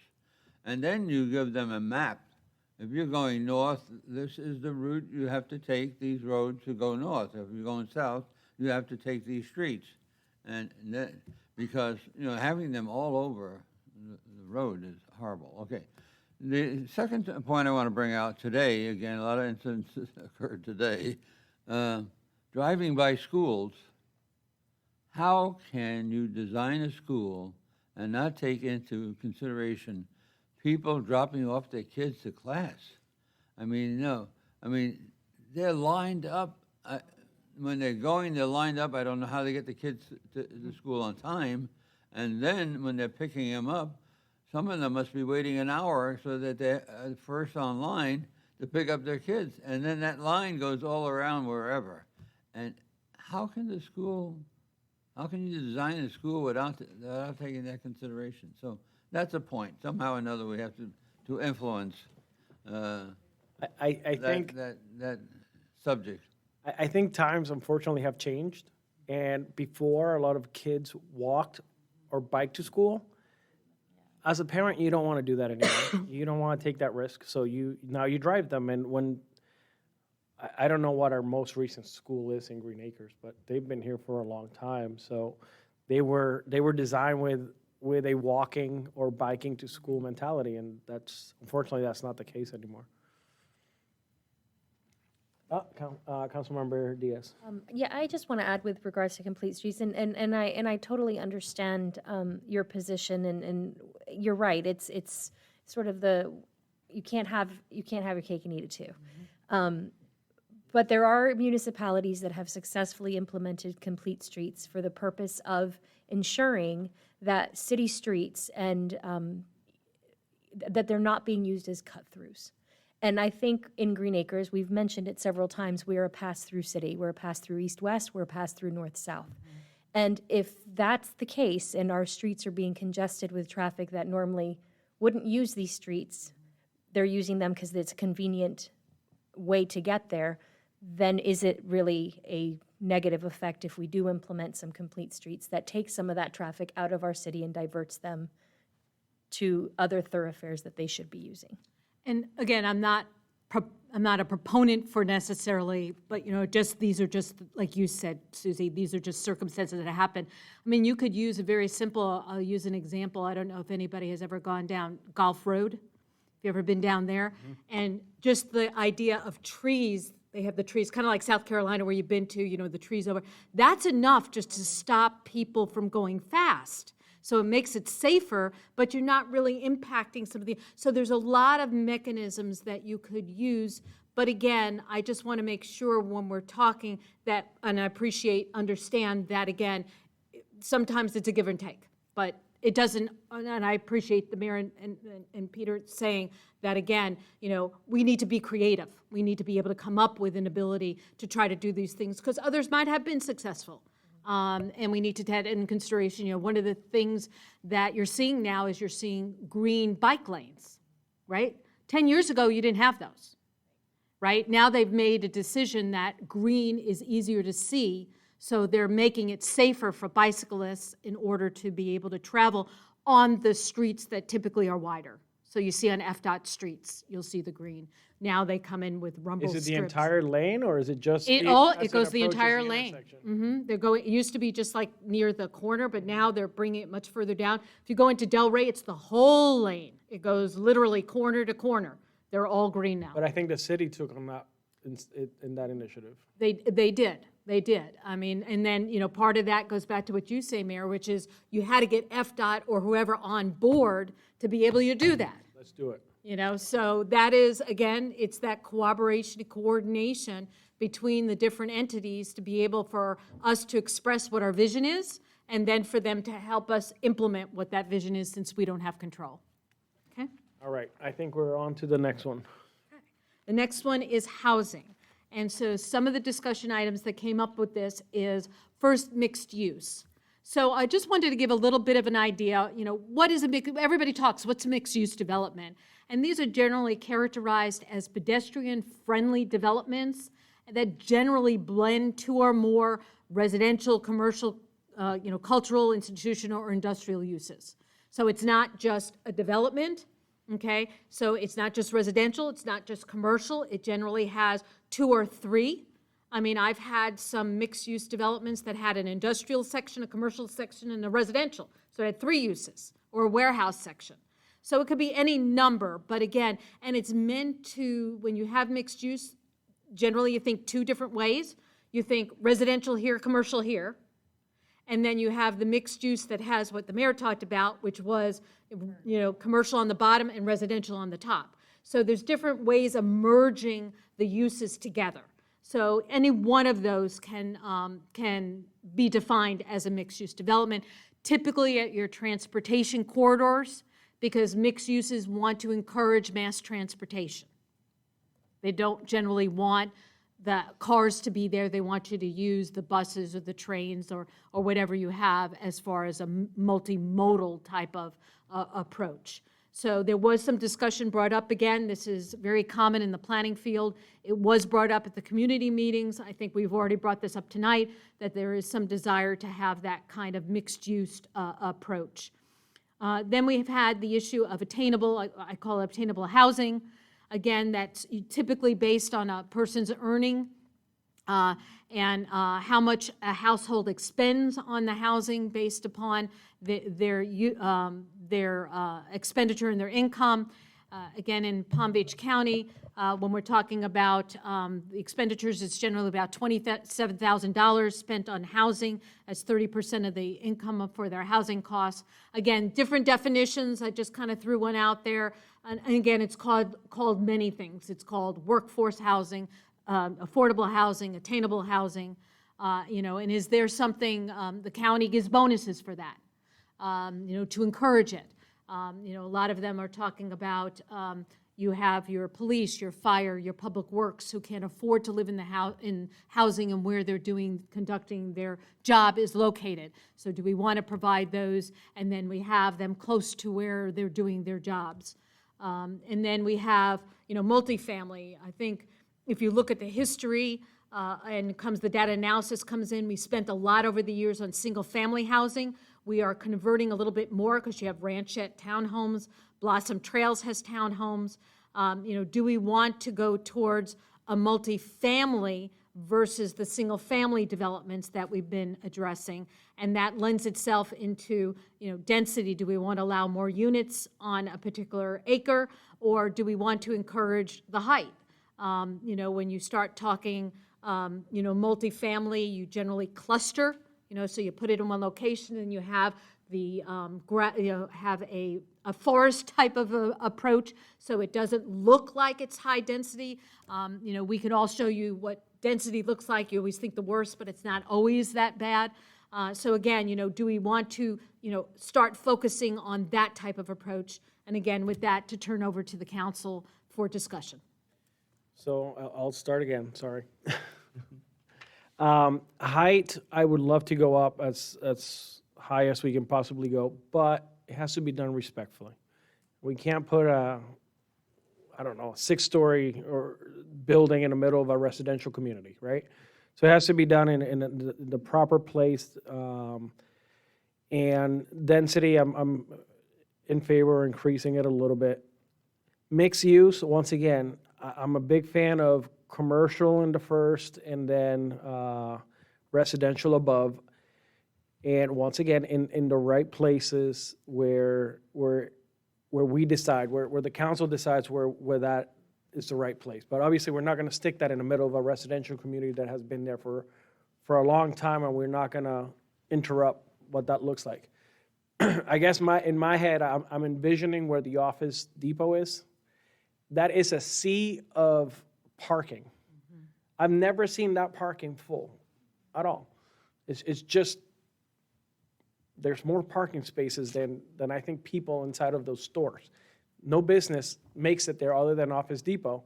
I think it's because they have the courthouse right there. I have no idea why, but that's the only thing that has survived there, and I'm excited for that.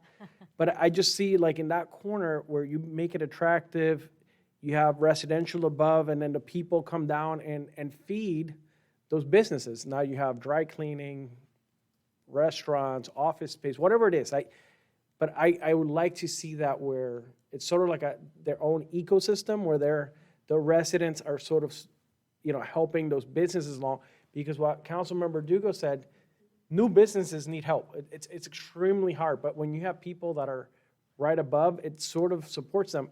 And when I go to all of these different conferences, this is the new thing that I'm hearing is, why would businesses invest in real estate, retail, if they don't have the funnel of people? And just because we have traffic, it doesn't mean that people are going to stop at your location. Because like I think we heard here today, a lot of people are driving right through Green Acres. So, so that's my opinion on. As far as attainable housing, I think we are the definition of attainable housing in this county. If you go outside of Green Acres or Palm Springs, good luck. And then multifamily, I think we have to have, I don't want to focus just on one. I think we also have to sort of let the developers and sort of dictate what they want to do. That's my opinion. Deputy Mayor Tharp. I would agree with you, Mr. Mayor. And I think, again, as we go back and we look at some of these, individual topics, you have the ability to combine them. So, you look at places like Meisner Park down in Boca or Boynton Commons. It's a combination of all of this, right? I mean, it's got the retail, it's got the destination, it's got, housing. I think I agree with the mayor. Finding the location is tough. Because we are 97% built out, you can't put it next to a single-family home. But without all that being said, since we can't go left, we can't go right, the only places to go is up or down. And unless we want to become like Venice, we're not going down. Although, if we could come up with a canal city, that'd be awesome. Maybe that's in the 40-year plan, but we have to increase the height of the building. We have to do it smartly. We have to be able to support it with, our services, fire rescue, et cetera, because, if you got a 4-story building, you got an emergency on the 4th floor, our guys and women are now hiking up 4 flights. So definitely for it, but, again, I think we need to really come up with plans that don't just address one issue, that address multiple issues. Councilmember Dugo, Councilmember Bousquet, and then Councilmember Noble. Question for Ms. McHugh. I believe we increased our building height about 4 or 5 years ago. There was nothing ever officially done with the code change. That's something that staff is working on. We were looking at 5 stories, which I think was Right. either 65, 75 feet. Right. Correct, yes. And we have That is now a correct. new ladder truck that'll handle that. Correct. We've already spoken to fire rescue about Yes. accessibility with that, yes, Yeah, and okay. responding. Mhm. All right, because I know I brought that up a long time ago. Thank you. Councilmember Bousquet. Yeah, we brought most of this stuff up in pieces a long time ago. Never did anything about it. I think, well, I shouldn't say that because Mrs. McHugh has done a lot. But as far as, we need to incentivize developers to buy up a piece of property like Office Depot and do something with it. If we make it attractive, they will come, because we certainly can't do it. We can't buy a piece of property like that and try to develop it. So that's just my thought. Yeah, usually when you talk to a developer, the first thing they ask, what kind of incentive programs do you have? I'm like, none. So that's usually where the conversation ends. That's what we need to do. Councilmember Noble. Yes, we did discuss at great length about the height, and so that sort of got lost somewhere. No, just to be fair to staff, I think it's something that they've always been working on. I think they were waiting for this process to be able, and they did have a concern about the ladder truck. So now that we have it, now we're going through this, our staff is working on it. It's good to get an answer. The The one, other thing sorry. that I wanted to mention was we have a mixed-use area in Green Acres. It's on Jog Road. If you know where Aldi's is, all along that side of the street on Jog Road, is determined to be, or was determined to be, a mixed-use development. We did pass on that 10 years ago or more. So you can review that issue. It never worked out. It never worked out. We thought we'd have little stores, shoemakers or retail, and people living above, but it never caught on. So we'd have to find out why it didn't work out and how we can improve upon that if that's something we're thinking about going forward. If I recollect, City Manager McHugh, didn't they request to change the use there because they weren't attracting the right? That was the overlay on Lake Worth Road, not jog, it was the overlay on Lake Worth Road. Lake Worth. Correct, yes. There was an overlay there, and it really didn't come to fruition the way that everyone thought, so it went back to development because there was some residential housing that we could put there, so that's correct. Do I see any other hands on this topic? No? All right, next. All right. So the next one is recreation and open space. On this one, we are recommending a Parks Master Plan. Again, kind of tell us, what we have, the inventory, give us an idea, suggestion on, how we compare industry standards, what our needs might be in the future. The discussion items that came up here are, do we have parks in the appropriate area? Some of the concerns have come in here, and I think from a planning perspective, you generally have 3 different types of parks. You have a neighborhood park, which is generally like 3 acres or less. You then have like a community park, which is 10 to 15 acres, and then you have your regional park, which is, huge. And so, each one of those is developed differently, right? So if you have a neighborhood park, it's exactly what it is. It's meant to service the neighborhood. So you generally wouldn't have a lot of parking there because the intention was like with the schools, you'd be walking to the neighborhood park. Whereas you go to the regional park, you expect a lot of parking because people are coming from a wider area than would be from a neighborhood park. So, some of the issues came up were, we have a number of parks we're using that there's not sufficient parking. So, are we putting enough parks? Are we putting the right parks?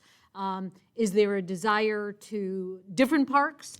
Again, I know we already touched upon, the regional facility and, again, do we want to look at what our level of service is? Do we feel that it's addressing, what we are presently providing as far as parks are concerned? And again, turn it kind of over to the council on kind of what your feeling is. I'll start. Gene, you'll be proud of this one. I think we need some roofs on some of these basketball courts. If you have ever tried to play basketball, or it could be soccer too, I'm not, in the middle of summer, at 8 o'clock at night, it is hot. And we're trying to cut down on obesity, but the sun is also, it's extremely tough in the summer. So maybe over time, we can put a couple of roofs on a couple of the facilities. That would be nice. I think Wellington they have a roof over something. It might be hockey. I don't know. I think they have a couple of courts that are roofed. Neighborhood parks. I'm torn on this one because the same way that kids don't walk to school anymore, if you go play basketball for 2 hours, you don't want to walk a mile home. So I understand, and we've heard feedback here from our very own residents that because there's no parking, people are parking on the grass, and I think we need to create a little bit more parking in some of these parks so that, because even if you live in the same neighborhood, depending on what part of the neighborhood you live, you might drive there. People here drive everywhere, especially once again in the summertime. If you go work out for an hour or 2, your legs are dead. You don't want to walk another half a mile home. So, and sufficient parks, I think, I don't know, just from seeing activity, I think we're right at the border. I think, we may have to, I don't know what the use here is. I don't think people know about this. First of all, I don't think they know much about the walkway behind City Hall, but this new park that was just built, I think it'll take a little bit of time for it to gain some momentum there. I just found in my Mayor. neighborhood on one of my social medias, it got we got posted. Yeah. It was interesting. Somebody asked whether there was a good outdoor, space that they felt safe at, and two people. Mayor. Councilmember Bousquet. So I've told a lot of people about this park because the people that live in the developments across the way walk around the development in the parking lot. And they do it in the morning and at night, and their concern is there's no police presence. They don't feel safe. So I don't know what we can do to make people feel, seniors especially, feel safer in neighborhood parks, especially this one. Deputy Mayor Tharp, Councilmember Noble after. The playgrounds, I love them, but just like you had mentioned with basketball, if you try to take your kid to a park, a playground in the middle of the day, it is impossible. That the plastic heats up, everyone's miserable, including the parents in that point because the kids are screaming. So we need. It's hot, and it's hot 9 months of the year. So there has to be. We have to be able to find a way to encourage people to use the facilities and then know they're not going to get, third-degree sunburn during that portion. I think Freedom Park has a netting, right? Freedom Yeah. has, and so does Ferrari More, yeah. Community Or, Park, yes. Even, maybe it's crazy, but misting stations, something to help reduce the heat. We're oppressive 9 months out of the year with heat and humidity. I brought it up before. I'll bring it up again now that we're talking about parks. With the 8th largest city in Palm Beach County, I would love a high-end dog park. I know space is an issue, but if we can find space in our 10-year plan, I would love a dog park. I agree. It would be great to have a dog park next to a mixed-use Or incorporate it area, into so it. people will come. Next the to a dog fire park. hydrant. Next to a fire station. Hey, what? Fire hydrant. Councilmember No, and they'll Diaz. come and shop there. Well, we know I'm not going to oppose a dog park. But besides that, I also wonder if the city's ever explored a spray ground type of park. I know a lot of other municipalities have them in those summer months. They come in very handy to cool things down. And the parks that, in other municipalities that have them, you see good usage with them. So it's just something, food for thought. That's a great idea. Councilmember Noble. A few things. What senior citizens or a lot of people are doing is they're going to large shopping centers which are air-conditioned, and that's where they walk and get their exercise. We don't have that facility available, and I don't know that we will. Going back to Pinehurst Road and Freedom Park, if you know that location, there's lots of land there that is owned by the county, particularly the land that goes south of the park on the east side of the road. It's all vegetation, and I think we have attempted to rent that from them. So maybe you're not aware of it, Freedom Park is only rented from the county. We don't own that land. I think we have a 25 or 100-year lease with them. If we could rent that land next to it, we can do a lot of things in terms of parks. Michelle will know that I'll bring this subject. Well, volleyball is a big sport up north, and my granddaughter was very much involved. My daughter was involved. My son was coaching volleyball. This was all up in Connecticut, Minnesota area. We don't have, and they've come down and to have tournaments in Orlando at their center, their big center they have. There was wood floors. They would have 100 teams playing at one time, and they'd have a lot of parking. And that's something that could be created if you wanted to do something different. Have a volleyball center And I can tell you that you'll probably have to put a hotel up somewhere close by, and certainly need a lot of parking. But that's a dream thought. I lived in Puerto Rico for many years, in San Juan, and there are many places there that they have roofs over the basketball courts. It's concrete roof, but it has to be high because, volleyball is a sport where the ball goes pretty high. So, that could be a thought to add on to the mayor's comment. Something that we are doing correctly, talking about a playground. If you go to Community Park, there's a little playground area there. Go there at just before dark, a half hour, an hour before dark. You will find 100 little kids in there. It's packed. With those little slides, I don't know, there must be one-year-old kids that just learned how to walk. But they run to those slides and go down those slides and whatnot. So that's a successful playground area in which we can incorporate that type of thing. We have that same facility at Freedom Park, and that also is very full. So we are doing something right. That's my comments. A venue for events would be nice. A large Like an amphitheater? amphitheater, with parking. I mean, if we're doing a wish list, if we just did a Fiesta del Pueblo in, Freedom Park at the beginning. Community Park.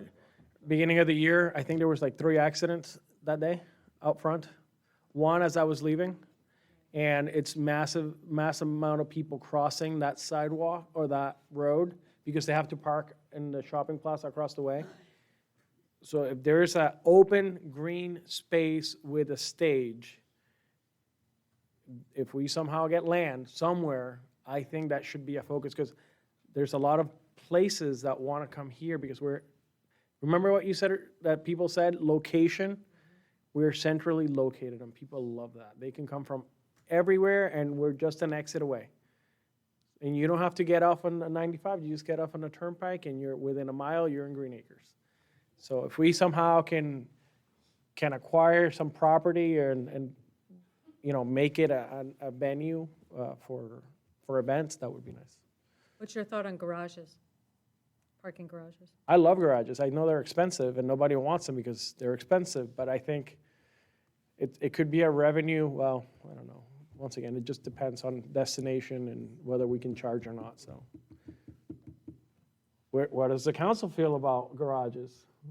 I think they're expensive and they're ugly, but it's a great idea. I mean, we have no parking. I've seen them put together with mixed use very well, Very well. and they're not ugly. Standalone parking garages are very unattractive, have zero curb appeal. But I have seen them done successfully. As far as charging or not, I think, it's premature to even have that discussion, depending on what's going with it. Right, true. I have seen some down south where they put these things in the corners to make it look prettier. Councilmember Dugo? I agree. Councilmember Noble? You're talking about garages. Well, if they're free to the public, I like them. Not free to our residents. Okay. The other thing is garages. We were talking about housing. Again, I used to live in Phoenix, Arizona, and I go there occasionally. What they've done on their main street is they have buildings that have gone up, and they're high-rise, maybe 10 stories or more, not that much higher. But next to that building is a garage, okay, a free garage. You just drive up there if you're going to use that building, and that helps in terms of conserving space. The people can park next to the building. Deputy Mayor Tharp. I'd The be garage would maybe be 3-story level. 4 garages in the right application. Again, I don't like the standalone one, but I agree with Councilmember Diaz. Incorporated in the right development, it's seamless and it's cohesive. All right, I think we're ready for the next. All right, so I believe this is the last. Yep, this is the last. So here we go, transportation, save the best for last. So as we discussed, so right now, generally how transportation is looked at is we view traffic congestion. That's kind of, so the capacity of the roadway is how we focus on vehicle miles. And that, so basically how much the road can carry. So when we talk about traffic issues, our remedy is generally to add lanes. So we add capacity. For a mobility approach, it's more a comprehensive view, very similar to like a complete streets, where you view all modes of transportation. So a mobility system would focus on, personal travel demand, which includes walking, biking, transit.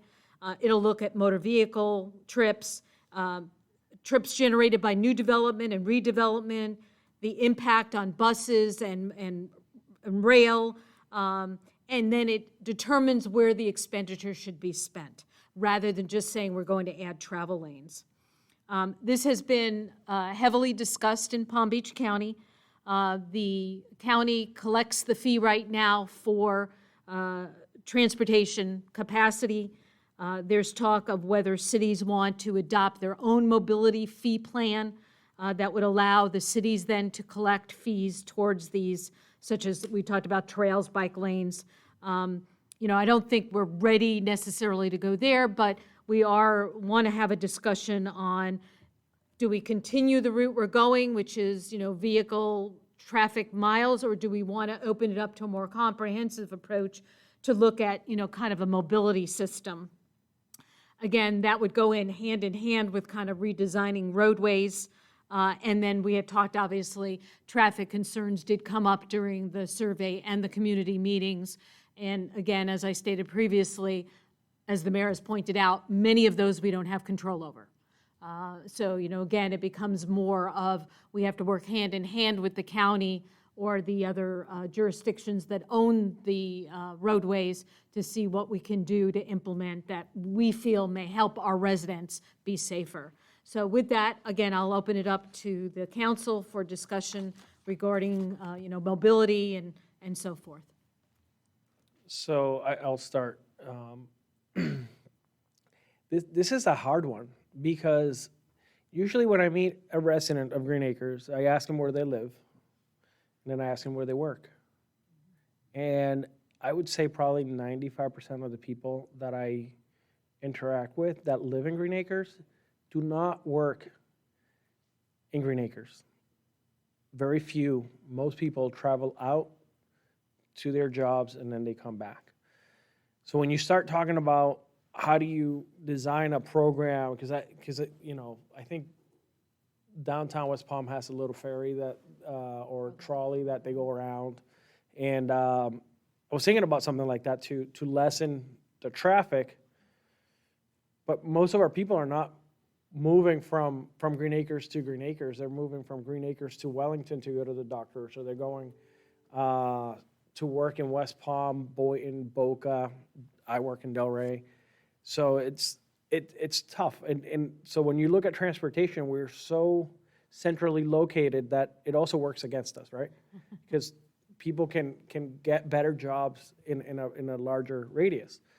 I think my key focus in transportation is mobility to make it accessible to everyone, and safety. I just, vision zero, safety, that has to be paramount. Everything should be there after, which is why I'm in favor of mobility and creating safer bike lanes. Traffic concerns, I am very concerned. I saw some young lady crossing the road the other day, and I was extremely concerned. And that to me, that's what I care about with transportation. I wish there was an easier solution. And in this county, if you want to use public transportation, it's going to take you at least an hour from point A to point B, just because we're so wide that it's hard. So that's my 2 cents. Anyone else? Deputy Mayor Tharp. So signal coordination, and again, I know it's not us, but it's crazy the amount, they put up a traffic light and there's no coordination to the traffic light east or west.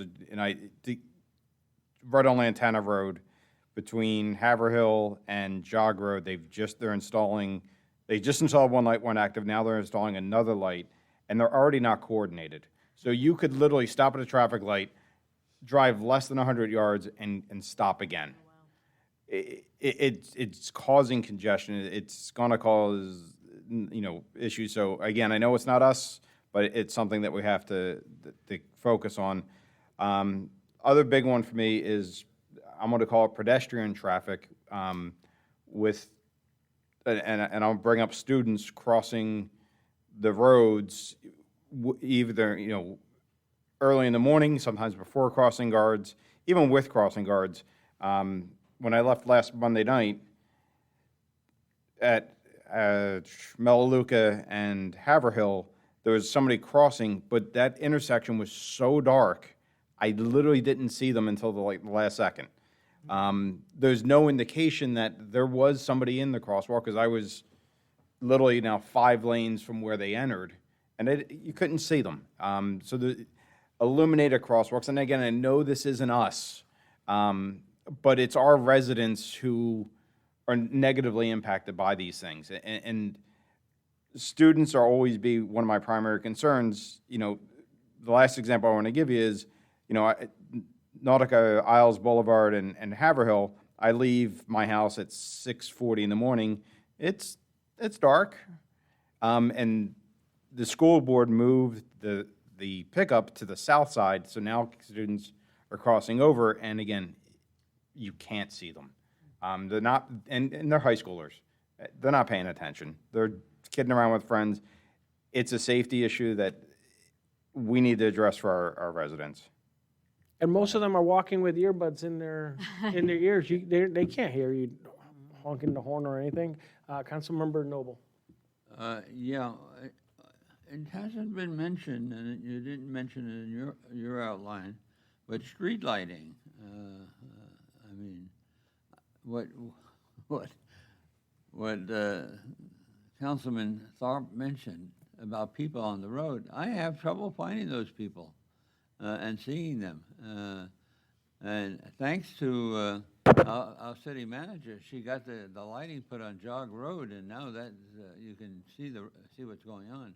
But I'm going to tell you, 10th Avenue, I've left the community center at night and gone home, and 10th Avenue to Jog, there's trees in one part, and there are street lights there that you can't see them through the trees. Bad. And I think Melaleuca is the same way. I think Melaleuca, you can't see anything at night. And that, to me, is an improvement in safety immediately. And I just got to ask this, just because we're talking about 10th, but what happened with the sewage on 10th on the right lane? Like, you hit that hole every single time. It's like on that lane. So they repaved the road, but they didn't make it flush with the sewage. And on 10th, on the right lane, you're heading west. It's like you hit boom, boom, boom, like the whole way on 10th heading west from Haverhill to Jog. They repaved it, and then, sorry, I'm complaining, but it's not flushed, and it's like you're hitting a hole every 100 yards. Got it down here. That'll slow you down, though. Yeah, Good yeah. traffic. What I see people is people are literally going around these things. They're going into the bike lane. I'm dead serious. People are going into that little 5-foot buffer to swerve around these things. And if there is a person going on a bike, they're gonna get hit. Okay. Anybody else? All right. I think this is the conclusion of the meeting. So if there's anything that you want to say, this is your last chance. No? Well, I would like to thank staff Councilmember Diaz. for your hard work on Oh, this. she stole my thunder. Sorry. Go ahead. I would like to thank you so much. You know, it's been a lot of work and a lot of different pieces and engagement, and I mean, I'm sure it's probably like herding cats on catnip, but you guys came forward with a great presentation today, so thank you very much. Very thorough. Absolutely. Thank you so much. Anything else, City Manager McHugh? No, nothing, thank you. All right, so what is the next step? What are we going to do next? So the next step is we're working now with our consultants in order to get the data analysis to finalize the goals, objectives, and policies. And then once we pull all those together, it'll come back to the planning board and it'll come back to the city council in order for you to have another go to see, are you comfortable with what we're presenting? And then we would eventually send it to the state. And then the state has time, 30 days typically, to look at it. It comes back to you one more time after that, and then we would eventually adopt it. So if a resident heard this meeting and they heard something that they're excited, that they don't want, they want to provide some input again because we gave them input at the beginning, how do they make their input be known?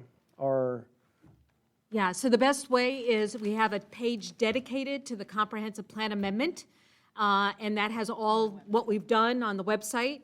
And so the best thing to do would be to contact myself or Denise, and we'll certainly have that opportunity. I'd also, again, keep encouraging the survey, because that will also give some support back and give you some guidance again on what the residents are thinking. That's another opportunity. And, you know, again, we're going to evaluate as we go. You know, if we feel that it turns out, you know, there's a lot of people involved, Denise and I will talk about what other steps we might want to take. and for the council, if they leave this meeting tomorrow or next week, and they're like, oh my God, I forgot about this, they just come to you guys? Just come on over. To you ladies, I should say. Yes, absolutely. Okay, anything else, council? All right, once again, thank you so much for the presentation. And I believe the meeting is adjourned. Thank you, everyone.